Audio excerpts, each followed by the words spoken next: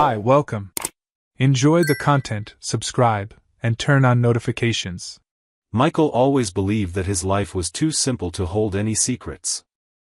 The owner of a grocery store he inherited from his father, he dedicated his mornings and afternoons to work, without big surprises or sudden changes in routine. His marriage to Grace was, in everyone's eyes, as solid as a rock. She was known throughout the neighborhood for her devotion to the church, a respected woman admired for her generosity and unwavering faith. She was always involved in fundraising campaigns, prayer groups, and projects to help the community. People saw her as an example of kindness. The trust between them always seemed unshakable. Grace left her cell phone lying around the house, without any concern. The password, Michael knew by heart, something that was never hidden. She didn't show any secrets, no mysterious messages, no suspicious calls. She was as transparent as clear water. Still, there was something different. A detail that, as subtle as it was, deeply troubled Michael. In recent months, Grace began spending more time on church activities. Before, she used to come back in the early evening, with tiredness stamped on her face and her arms full of bags with donations. Lately, she said she needed to help with cleaning, planning meetings, and visiting needy families. There was always something new that required her presence late into the night. She spoke about everything naturally, but Michael felt something was off. He tried to push that thought away, convincing himself he was being unfair. After all, what harm could come from a woman who always did everything out of faith? But no matter how hard he tried, that uneasiness kept growing. It was a strange feeling, as if something was about to be revealed, and he was the only one who hadn't seen it yet. One night, while finishing closing the cash register at the grocery store, Grace called saying she would need to stay late. There would be a general cleaning at the church, something that, according to her, could take a few hours. She asked him not to worry and even suggested he take the opportunity to rest at home. Michael responded calmly, as he always did, but this time he decided to act differently. As soon as he hung up the phone, he put the keys in his pocket and left. He drove through the almost empty streets, his heart racing. His destination was the church where Grace said she was. When he arrived, he parked the car and looked around. Everything was completely silent. No movement, no lights on. The doors were locked and the parking lot was empty. He stayed there for a few minutes, observing every corner, waiting for someone to appear. Not a sign of life. The facade of the church looked asleep, as if no one had been there all night. Michael then realized that the discomfort he had been carrying wasn't for nothing. He returned home in silence. Grace arrived a few hours later, with a serene expression, as if she really had spent the whole night cleaning. She acted so naturally that, for a brief moment, Michael doubted himself. She talked about how tiring the cleaning had been, mentioned the other women who helped her, and even brought up the effort they made to organize everything before the next parish event. He listened to everything without interrupting, as if he were just a spectator of that performance. Inside, his heart was pounding, but he kept his face calm, as if listening to any ordinary conversation. That night, while she slept peacefully beside him, Michael stayed awake, staring at the ceiling, reliving every detail of that scene. The lie was there, clear as day. And even without proof, he already knew it was only a matter of time before he uncovered everything. The next morning, he got up with a single purpose in mind. It was time to end the doubts. It was time to find answers. He couldn't stand living in that uncertainty anymore, questioning every night where his wife really was. He left the house early and drove to an address he knew in the city center. A small discreet office, with a simple sign on the door, Charles Benson, Private Investigator. There, Michael took a deep breath before entering. Inside, he found Charles, a man of few words but with an attentive gaze. Michael explained everything, from Grace's prolonged nights at the church to the previous night when he went there and found everything closed. Charles listened carefully, without interrupting, without expressing judgment. As soon as Michael finished, he simply said he would take the case and start immediately. His voice was confident, like someone who had already seen many stories like this one. Michael left feeling lighter. For the first time in weeks, he felt that he would finally get to the truth. From that moment on, he knew his life would never be the same again. 3 days passed as if they were an eternity. Michael tried to keep his routine, but everything around him seemed to move in slow motion. Every move Grace made inside the house was observed with a different look, as if at any moment she might let slip a word that would give everything away. She continued to act as always, without changing a comma in her behavior. She cooked, smiled, prayed with the rosary between her fingers, and still talked about church activities with that same lightness as before. The phone rang in the middle of the afternoon while he was organizing some boxes at the grocery store. The voice on the other end of the line was firm and direct. Charles asked him to come to the office as soon as possible because he had concluded the investigation. Michael hung up and left everything as it was, without thinking twice. On the way, his heart raced as if anticipating the impact of what he was about to discover. He already imagined the answers wouldn't be easy to hear, but nothing could prepare him for what he was about to see with his own eyes. When he arrived at the office, Charles was sitting there, with that same serious air as always. On the table lay a thick, yellowed envelope, sealed with transparent tape on the edges. Without beating around the bush, Charles pulled the envelope and handed it to Michael, who opened it with trembling hands. Inside, there was a sequence of photographs. Each one delivered a different blow, as if tearing apart his certainties one by one. The images showed Grace leaving a motel alongside a man he recognized immediately. Peter, a regular churchgoer, known for always being present at masses, community actions, and religious events. Peter was married, but his wife, Amanda, never participated in anything at the church. The photos were clear. They arrived together at the motel, with the same calmness of someone who had been doing this for a long time. In another image, they were leaving the place laughing, without worries, as if returning from a simple walk. Michael held the photos, feeling the weight of each one. His head spun, the images blurred his thoughts. It was impossible to question what he was seeing. Right in front of him was the naked, raw truth. There was no room for excuses or different interpretations. Charles, with his reserved manner, said the photos had been taken on different days. They were records of frequent encounters, always at the same motel, always at the same time Grace claimed to be at the church. There were dates, times, and even entry and exit logs, all meticulously documented. Michael couldn't take his eyes off the evidence. Every detail in the images hit him like a punch in the stomach. The smiles, the touches, the blatant intimacy. What hurt him most wasn't the fact itself, but the coldness with which Grace returned home after those nights, as if nothing had happened. He put the photos back in the envelope, stood up from the chair, and gave a slight nod of thanks.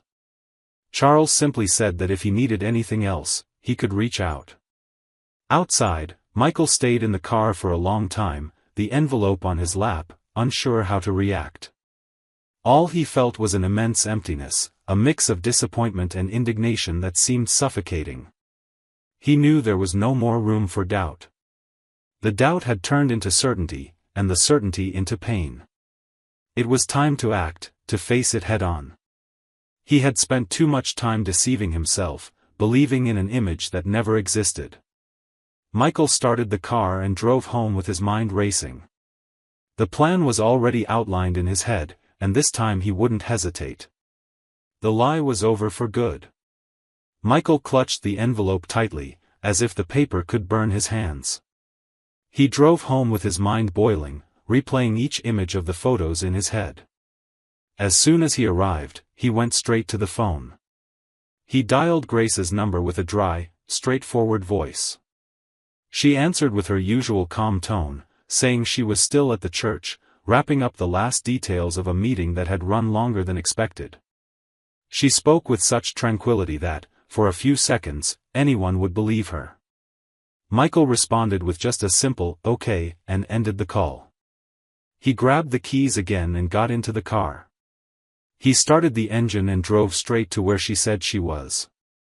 When he arrived, he parked in front of the church. Everything was the same as the other times, the place empty, no movement, no lights. He picked up the phone once more and called Grace. She answered with the same light voice and repeated the same excuse. She said she was finishing up what she needed to do and would be out soon. Then Michael spoke, with a firm tone she didn't expect. "No problem, I'm here in front waiting for you to come out." Her silence was immediate, a dense silence that dragged on for what felt like an eternity. She, trying to maintain control, suggested he go to the market to pick up some items for dinner. She tried to sound natural, as if that request were common. She mentioned ingredients, even named a dessert he liked, in an attempt to get him to leave. Michael, however, kept his response direct. "I'll wait here, exactly where I am, until you come out." More silence. She had no way out.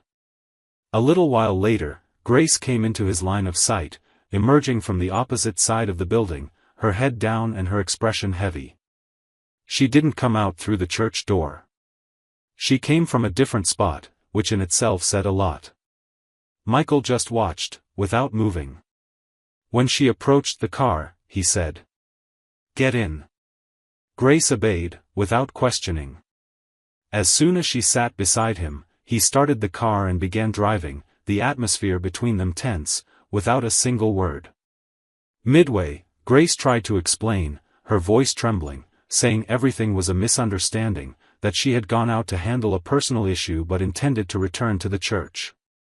Her words came mixed with weak excuses, as if she herself didn't believe what she was saying. Michael remained silent. He continued driving without looking at her, his expression closed, until they were near home. Then he took the envelope from the seat beside him and placed it on her lap, without saying a word. She opened it, and one glance was enough for her face to crumble. Tears appeared immediately. She tried to speak, stammered a few words, but her voice sank into desperate sobs. Between sobs, she began to beg for forgiveness, saying it was a mistake, that she felt ashamed, that she never meant to hurt him like that. She pleaded for him to listen, said it had all happened in a moment of weakness and that she still loved him. Michael kept his eyes fixed on the road, not reacting to her pleas. He just drove in silence until he parked in front of their house. There, he stopped the car, slowly turned to her, and said firmly, without raising his voice, "You have 1 hour. Pack your things and get out of this house." He opened the door and got out, leaving her there, collapsing in tears, the photos scattered on her lap and shame written all over her face. His decision was already made, and there was no room for any more words that night. Grace went into the house and upstairs to the bedroom, gathered her clothes in a rush, and with a devastated face, began filling suitcases and bags. Meanwhile, he waited silently downstairs, as if every minute on the clock marked the end of a chapter. Just before the hour was up, she came downstairs with her bags and left without saying a word. Michael stayed still, watching as she crossed the door, carrying with her the shame and the weight of her own choices. As soon as she left, he picked up the envelope again. The same envelope that now felt like a verdict of justice in his hands. He grabbed the keys and left, with one destination in mind. He drove to Peter's house, with the same calmness with which he had handled every step of that night. When he arrived, he got out of the car and knocked firmly on the door. Peter appeared a little later, looking startled to see Michael standing there, with a serious gaze and the evidence in his hands. Without wasting time, Michael said clearly, "I want to talk to your wife." Peter froze, but before he could say anything, Amanda appeared at the door, surprised to see the unexpected visitor. Michael then handed the envelope directly to her, without changing his tone of voice or adding explanations. Amanda took the envelope, looking confused, and the instant she held the photos in her hands, Michael turned and walked away, without saying a word, without waiting for anyone's reaction. He returned to the car and left, knowing he had closed everything that needed to be closed. The divorce happened with a speed that surprised even the lawyers involved in the case. The evidence was so clear and irrefutable that there was no room for debate or attempts at defense. Grace was forced to accept all the conditions imposed during the process. Michael kept the house, the grocery store, and Grace kept their savings. She left the marriage without the right to alimony. During the process, Grace tried to contact him many times. She sent letters, left messages on his voicemail, and even showed up at the grocery store a few times, always asking for a chance to explain, swearing she still loved him and that everything was just a mistake, a weakness that shouldn't have destroyed everything they had built together. Michael, however, remained silent. He didn't respond, didn't open the letters, and didn't even look at her during the rare occasions they crossed paths. As for Peter, on the other side of that story, his life fell apart in a matter of days. Amanda, upon receiving the envelope, didn't need any more words. She kicked him out of the house that same night, not even allowing him to grab his clothes. The news of the affair spread quickly among neighbors and at the church, and in no time, Peter found himself rejected by everyone who had once greeted him with smiles. The image of a devout and family-dedicated man was destroyed. He lost the respect of the community, friends distanced themselves, and even his job was affected. People who once hired him for services and church events refused any connection. Amanda, on the other hand, moved forward, rebuilding her life away from that scandal, supported by friends and family who embraced her. Grace and Peter, who once exchanged passionate messages and planned secret nights, couldn't even sustain a friendship after the scandal. As soon as their relationship was exposed, the weight of shame outweighed any feelings. They avoided each other, crossed streets to prevent encounters, and over the months, they didn't even mention each other's names. Everything that had existed between them evaporated the moment they were forced to face reality outside their illusion. Michael, on the other hand, followed a completely different path. After the divorce, he focused even more on the grocery store. Neighbors and customers, upon learning everything that had happened, admired him even more, respecting his firm, discreet, and dignified stance. He didn't talk about the past, didn't share details, only said that some truths arrive at the right time, and that every person reaps exactly what they sow. Over time, he began rebuilding his emotional life as well, but with the serenity of someone who wasn't in a hurry.